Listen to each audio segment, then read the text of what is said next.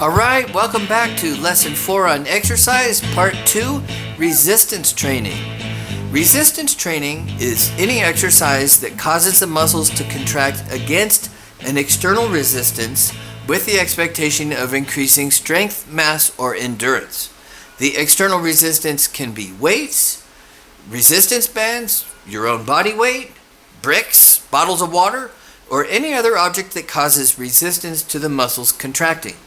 In this course, we'll be focusing on using basic weight training equipment or resistance bands. Resistance training falls into two main categories: strength training and bodybuilding. Strength training has the goal of maximizing strength and is not particularly concerned with muscle size or body composition. Bodybuilding, on the other hand, is all about increasing lean body mass and losing fat, and strength is a secondary concern. Now, it's true that strength athletes are big and bodybuilders are strong. There are differences in how you train depending on your goals. So in this course, we'll be using more of a bodybuilding training model. Again, ladies, don't be afraid of looking bulky. You don't have the right hormones for that. And remember, women who weight train are more likely to lose inches rather than gain them. So building muscle or lean body mass is important for women and men for many reasons. We covered these in detail in Lesson 4, Eat to Build Muscle, but by way of reminder, those reasons are: number 1, muscle tissue is metabolically active tissue, so the more lean body mass you have, the more calories you burn, even at rest. Number 2, weight training strengthens your bones as well as your muscles, so it reduces the risk of osteoporosis in women. And number 3, weight training is good for heart health. Number 4, weight training makes you stronger mentally as well as physically. And number 5, weight training may help you live longer and reduces the risks of all sorts of common age-related chronic diseases. A resistance exercise session begins with a 5 to 10 minute general warm-up consisting of a brief bout of low-intensity cardio to increase blood flow, elevate your core temperature, and lubricate your joints.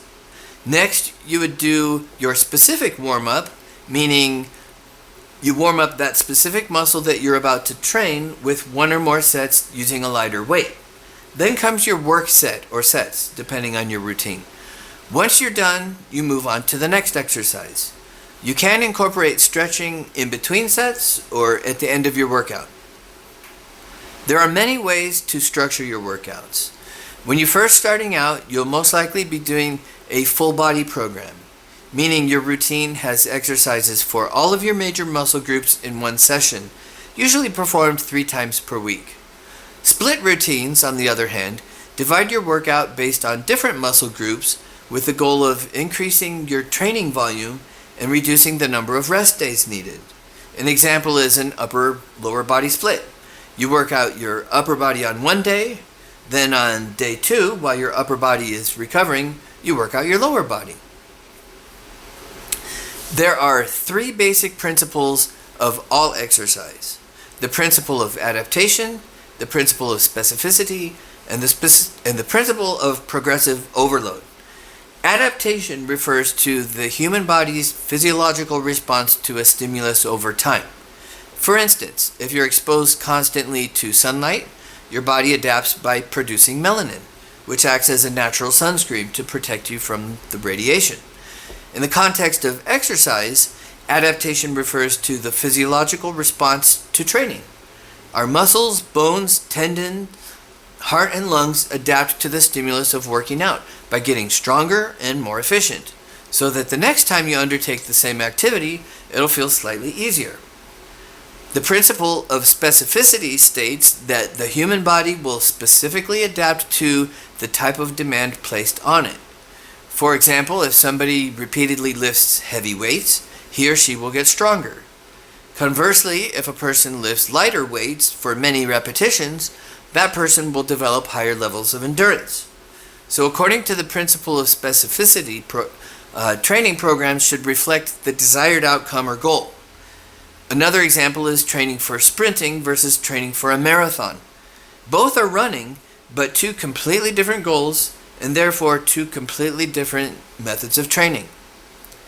The principle of progressive overload states that the human body must experience an ever-increasing overload in order to continue to adapt and become stronger or bigger or faster or have more endurance. This overload can come in many forms: increased weight, increased reps, added sets, decreasing rest period between sets, increasing time under tension, and in the case of cardio exercise, increasing duration and intensity. In the context of resistance training, the most common way to progressively overload the muscles is by adding more weight or more reps. So, to summarize, there are two main types of exercise we'll be focusing on in this course: cardiorespiratory training, or cardio, and resistance training.